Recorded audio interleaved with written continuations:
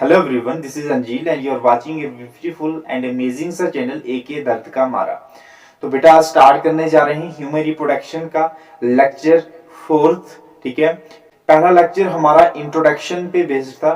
ठीक है, दूसरे लेक्चर पे हमने मेल रिप्रोडक्टिव सिस्टम पे डिस्कशन किया था और तीसरे लेक्चर पे हमने फीमेल रिप्रोडक्टिव सिस्टम के ऑर्गन्स पे डिस्कशन किया था। ठीक है, आज हम बेटा बात करेंगे फीमेल रिप्रोडक्टिव सिस्टम के प्राइमरी सेक्स ऑर्गन्स पे आज डिस्कशन करेंगे। तो बेटा ध्यान से समझो। तो स्टार्ट कर रहे हैं आज हम female reproductive system primary sex organs से। ठीक है, प्राइमरी सेक्स ऑर्गन्स का आज हम पोस्टमार्टम करेंगे। तो ध्यान से समझो कि प्राइमरी सेक्स ऑर्गन्स क्या क्या होते हैं। तो ध्यान से समझना इस बात को।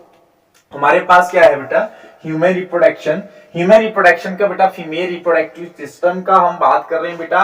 प्राइमरी सेक्स ऑर्गन्स के बारे में आज हम थोड़ा सा डिस्कशन करेंगे। तो ध्यान से समझना इस बात को। प्राइमरी सेक्स ऑर्गन्स क्या होते हैं फीमेल में बेटा, प्राइमरी सेक्स ऑर्गन्स क्या होते हैं ये थोड़ा सा आपको ध्यान से समझना है। लेक्चर 3 में हमने अच्छी तरह से समझने की कोशिश की थी कि प्राइमरी सेक्स ऑर्गन्स क्या होते हैं, सेकेंडरी सेक्स ऑर्गन्स क्या होते हैं। तो प्राइमरी सेक्स ऑर्गन्स फीमेल में हमारे पास बेटा ओवरीज होती हैं। आज का जितना भी हमारा डिस्कशन होगा ओवरी पे बेस्ड होगा, प्राइमरी सेक्स ऑर्गन्स पे बेस्ड होगा।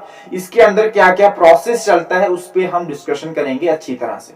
तो ध्यान से समझो, एक ह्यूमन फीमेल में क्या होता है, ओवरीज दो होती हैं, एक लेफ्ट साइड होती है, एक राइट साइड होती है एब्डोमेन कैविटी में। तो ध्यान से समझना इस बात को।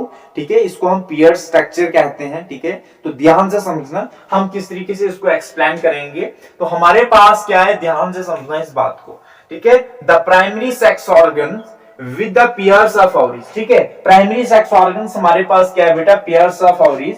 ठीक है, जब हम प्राइमरी सेक्स ऑर्गन्स को अच्छी तरह से देखते हैं, ठीक है, now the look it is carefully, shape कैसी होती है इसकी बेटा, almond शेप स्ट्रक्चर होता है। ओवरी का जो स्ट्रक्चर है बेटा almond शेप स्ट्रक्चर होता है। तो इस बात को आपने ध्यान से समझना है। ठीक है, ओवरी बेटा जो है ये पेयर स्ट्रक्चर है।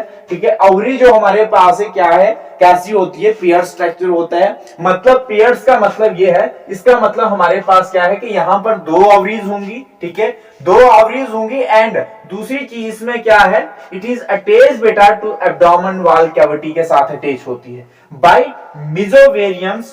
Ovary it is hanging structure. ठीक है, ओवरी एक बेटा हैंगिंग स्ट्रक्चर है attach to the abdomen wall by बेटा लिगामेंट से ये बेटा अटैच होती है। यहां से आपको ध्यान से समझना है कि ओवरी क्या है, ओवरी एक हैंगिंग स्ट्रक्चर है और किसके साथ ये अटैच होती है, एक लिगामेंट के साथ अटैच होती है एब्डोमेन वॉल से। ठीक है, एक लिगामेंट है उसकी हेल्प से क्या होती है, अटैच होती है किससे, एब्डोमेन वॉल से। तो ये आपको क्लियरली पता होना चाहिए। तो यहां से आपको ध्यान से समझो कि जब हम ओवरी का लॉन्गिट्यूडिनल सेक्शन काटकर, यहां से आपको क्लियरली पता लगना चाहिए कि ये हमारे पास अल्मोंड है।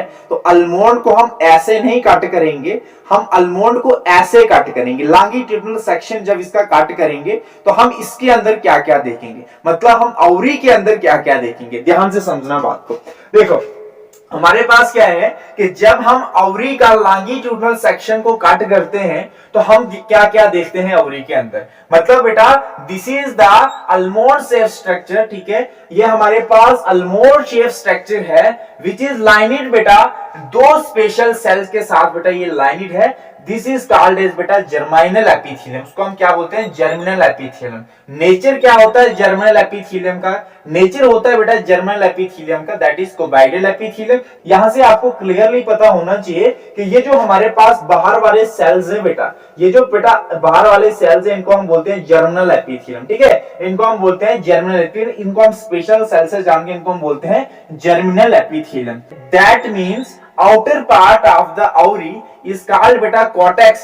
ठीक है, while the inner part of the ovary is called as medulla। ये आपको क्लियरली पता होना चाहिए कि आप जब जर्मिनल एपिथेलियम के भीतर एक और लेयर आती है जिसको हम ट्यूनिका एल्बोजिनिया कहते हैं। इसको हम बेटा ट्यूनिका एल्बोजिनिया कहते हैं। ये आपको क्लियरली पता होना चाहिए। ट्यूनिका एल्बोजिनिया के अंदर हमारे पास दो रीजन्स डिवाइड होते हैं, उनको हम नाम देते हैं बेटा, एक को कोर्टेक्स देते हैं, बाहर वाले को बेटा कोर्टेक्स देते हैं और अंदर वाले को बेटा हम क्या बोलते हैं, मेड्यूलर रीजन कहते हैं। बाहर वाले को कॉर्टेक्स रीजन कहते हैं और अंदर वाले को मेड्यूलर रीजन कहते हैं। और उन दोनों को जोड़कर मतलब इस सारे को क्या बोलते हैं, जितना भी मटेरियल अंदर है उस सारे को हम क्या बोलते हैं, स्ट्रोमा कहते हैं। यह आपको पता होना चाहिए, ठीक है। तो यहां से आपको क्लियरली पता होना चाहिए कि बेटा अटैच है एब्डोमेन वॉल कैविटी के साथ अटैच है।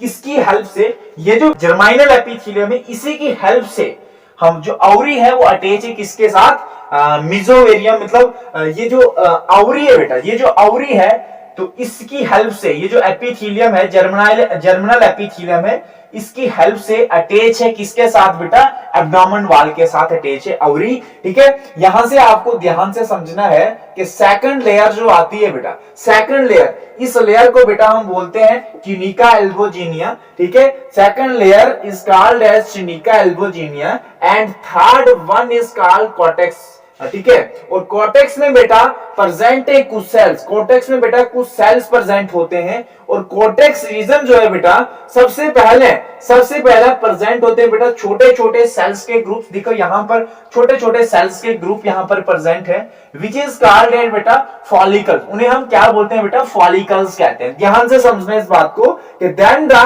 डेवलप ऑफ द फॉलिकल, जब ये फर्दर डेवलप करते हैं बेटा, ये फॉलिकल जब ये फर्दर डेवलप करते हैं, वन मोर फॉलिकल, इसके ऊपर जब फॉलिकल और आता है तो इसके आगे का प्रोसेस क्या होता है, इसके अंदर फिर से डेवलप होता है फॉलिकल्स। उस फॉलिकल के अंदर बेटा फुली फिल्ड कैविटी आती है, ध्यान से समझना बात को। Then the second one is rupture, और फर्दर क्या करेगा ये फुली फिल्ड कैविटी, यहां से देखो यहां पर क्या है कि इसके भीतर फुली फिल्ड कैविटी आ गई, और ये फुली फिल्ड कैविटी के आगे जब ये रप्चर मतलब ये आगे जब फर्दर मेच्योर होगा तो ये रप्चर होगा। ये रप्चर होने की फॉर्म में बेटा इट इज, ठीक है, इट विल ब्रेक, मतलब ये क्या करेगा, ब्रेक करेगा और ब्रेक टूटेगा, ठीक है। और टूटने के बाद बेटा क्या होगा, the outer cell as follicular genesis, क्या बोलेंगे इसको हम, द आउटर सेल, जब ये जो अंदर से बाहर के लिए सेल आएगा उस प्रोसेस को हम क्या बोलेंगे, फॉलिकुलर जेनेसिस। मतलब इसमें क्या हुआ कि फॉलिकल आर मैच्योरिंग। आपने यहां से देखा कि यहां से सबसे छोटा फॉलिकल था, और जब ये क्या हुए आगे डेवलप होते होते होते होते आगे क्या हुआ हमारे पास, ये रैप्चर हुआ। इस प्रोसेस सारे को यहां से यहां तक के प्रोसेस को हमने क्या कहा, फॉलिकुलर जेनेसिस। मतलब इसमें क्या हुआ, फॉलिकल की क्या हो रही थी, डेवलपमेंट हो रही थी। इस सारे प्रोसेस को हमने क्या कहा, फॉलिकुलर जेनेसिस। अब ध्यान से समझना कि एक ओवरी में बहुत सारे फॉलिकल प्रेजेंट होंगे एंड बेटा बाई बर्थ प्रेजेंट होंगे। मेल बेबी की जो बॉडी होती है बाई बर्थ प्रेजेंट होती है उसमें फॉलिकल्स, ठीक है। बिफोर बर्थ बेटा स्टार्ट डेवलप होते हैं, ठीक है, and start maturing after starting puberty तक ये क्या करते हैं, मैच्योर होते हैं, ठीक है। अब यहां से आपको ध्यान से समझना है कि सम डिवीजन स्टार्ट बेटा इवन बिफोर बर्थ। कुछ फॉलिकल्स की क्या होती है, डिवीजन्स बर्थ से क्या होती है, पहले हो जाती है, ठीक है, पहले स्टार्ट हो जाती है, लेकिन कंप्लीट होती है जब तक स्पर्म नहीं पहुंचता, ठीक है। यहां से आपको क्लियरली पता होना चाहिए कि जो छोटा फॉलिकल्स है दे आर कॉल्ड एज बेटा प्राइमरी फॉलिकल। जो छोटा फॉलिकल्स है बेटा इसको हम क्या बोलते हैं, प्राइमरी फॉलिकल्स कहते हैं। और ये प्राइमरी फॉलिकल्स बेटा आफ्टर जो मैच्योर होगा और ये किसमें कन्वर्ट होगा, सेकेंडरी फॉलिकल्स में कन्वर्ट होगा। यहां से आपको सेकेंडरी फॉलिकल्स में जब ये कन्वर्ट होगा तो यहां से डेवलप करेगा फर्दर। इसमें क्या होगा, जब ये सेकेंडरी फॉलिकल्स फर्दर डेवलप करेगा और इसके भीतर हमारे पास क्या आएगी, एक large and live fully filled cavity एक इसमें बनेगी। ये कैविटी बनेगी बेटा, ये सेकेंडरी फॉलिकल है बेटा, और ये हमारे पास बेटा टर्चियरी फॉलिकल है। और इस टर्चियरी फॉलिकल में क्या होगा, एक कैविटी की फॉर्मेशन होगी, और ये कैविटी इज कॉल्ड एज बेटा टर्चियरी फॉलिकल। इस कैविटी वाले फॉलिकल को हमने क्या नाम दिया, टर्चियरी फॉलिकल, ठीक है। आफ्टर मैच्योर, जब टर्चियरी फॉलिकल बेटा जब फर्दर मैच्योर होगा, और ये जो टर्चियरी फॉलिकल फर्दर मैच्योर होकर दिस जो दिस इज कॉल्ड एज बेटा ग्राफियन फॉलिकल, हम उसको क्या नाम देते हैं, ग्राफियन फॉलिकल। जब ये टर्चरी फॉलिकल फर्दर मेच्योर होकर क्या करेंगे, आगे जब मेच्योर होगा तो आगे जब इसका अगला फंक्शन होगा उसको हम बोलेंगे ग्राफियन फॉलिकल। और ये ग्राफियन फॉलिकल बेटा, ये जो ग्राफियन फॉलिकल है वो आफ्टर रैप्चर होगा, ये फिर से क्या होगा, रैप्चर होगा। रैप्चर होने के बाद ये oocyte को रिलीज करेगा, oocyte को रिलीज करेगा मतलब oocyte को बाहर रिलीज करेगा। बाहर रिलीज करने के बाद, और ये जो रप्चर ग्राफियन फॉलिकल है बेटा, मतलब आप ये समझ सकते हैं कि ग्राफियन फॉलिकल्स टू रिलीज बेटा oocyte को बाहर रिलीज करेगा। उस प्रोसेस को हम क्या बोलेंगे बेटा, ओव्यूलेशन। क्या बोलेंगे, ओव्यूलेशन। जब ये क्या होगा कि ये जो ओव्यूलेशन हो गई, अब ये ग्राफियन फॉलिकल है, ये जो ग्राफियन फॉलिकल है, तो ये जो बचा हुआ पार्ट है फर्दर बेटा क्या करेगा, आगे रिग्रेस करेगा। ठीक है, उसके बारे में थोड़ा सा हम डिस्कशन करते हैं। ये जो ग्राफियन फॉलिकल है किस तरीके से आगे फिर से मेच्योर होता है, तो ध्यान से समझना। तो हमने क्या देखा कि प्राइमरी से सेकेंडरी, सेकेंडरी से टर्चरी, टर्चरी में बेटा कैविटी की फॉर्मेशन होगी, और ये टर्चरी आगे क्या करेगा, जब मेच्योर होगा वो किस में आ जाएगा बेटा, ग्राफियन फॉलिकल में। और ग्राफियन फॉलिकल बेटा रप्चर होगा। रप्चर उस प्रोसेस को हमने क्या बोला था, ओव्यूलेशन। ठीक है, समझिए बात को। ये रप्चर ग्राफियन फॉलिकल है बेटा, ये जो रप्चर ग्राफियन फॉलिकल ये फर्दर बेटा रिग्रेस करेगा। ठीक है, जो बचा हुआ रप्चर ग्राफियन फॉलिकल होगा ये फर्दर रिग्रेस करेगा और ये छोटी सी बॉडी की फॉर्मेशन करेगा, एक छोटी सी येलो बॉडी की फॉर्मेशन करेगा। और ये येलो बॉडी फर्दर बेटा क्या करेगी, रिग्रेस करेगी, एक तरीके का रिग्रेस करेगी। और ये जो येलो बॉडी है इसको हम कार्पस ल्यूटियम कहते हैं। ये फर्दर रिग्रेस करके किसी की फॉर्मेशन करेगा, कि व्हाइट बॉडी की फॉर्मेशन करेगा, और इस व्हाइट बॉडी को हम क्या बोलते हैं, कार्पस एल्बिकम। ठीक है, तो यहां से मैंने कुछ इस तरीके का बताया है कि ये जो रप्चर ग्राफियन फॉलिकल है बेटा, ये जो रप्चर ग्राफियन फॉलिकल बेटा ये किसकी फॉर्मेशन करेगा, एक येलो बॉडी की फॉर्मेशन करेगा, मतलब रिग्रेस करेगा बेटा ग्राफियन फॉलिकल। एंड एक येलो बॉडी की फॉर्मेशन करने के बाद इस येलो बॉडी, ये जो येलो बॉडी है इसको हम वो क्या बोलते हैं बेटा, कार्पस ल्यूटियम कहते हैं। ठीक है, ये जो येलो बॉडी है बेटा, this yellow body is temporary endocrine structure. ठीक, ये जो येलो बॉडी है ये एक तरीके का बेटा टेम्परेरी एंडोक्राइन स्ट्रक्चर है, किसमें, फीमेल में। ठीक है, क्योंकि because this yellow body structure can release बेटा एस्ट्रोजन एंड प्रोजेस्टेरोन। ठीक है, ये जो येलो बॉडी स्ट्रक्चर है, ये जो येलो बॉडी स्ट्रक्चर है बेटा, ये जो येलो बॉडी स्ट्रक्चर है ये एस्ट्रोजन एंड प्रोजेस्टेरोन को रिलीज कर सकता है। ठीक है, अब ध्यान से समझना कि हमारे पास देन द कार्पस ल्यूटियम, ये जो कार्पस ल्यूटियम है, ये जो येलो बॉडी इसको हम कार्पस ल्यूटियम का नाम देते हैं। ये जो येलो बॉडी है ये कार्पस ल्यूटियम बेटा फर्दर रिग्रेस करेगा, फर्दर रिग्रेस करेगा एंड किसकी फॉर्मेशन करेगा, ये एक व्हाइट बॉडी की फॉर्मेशन करेगा, एक व्हाइट एक स्मॉल बॉडी की फॉर्मेशन करेगा।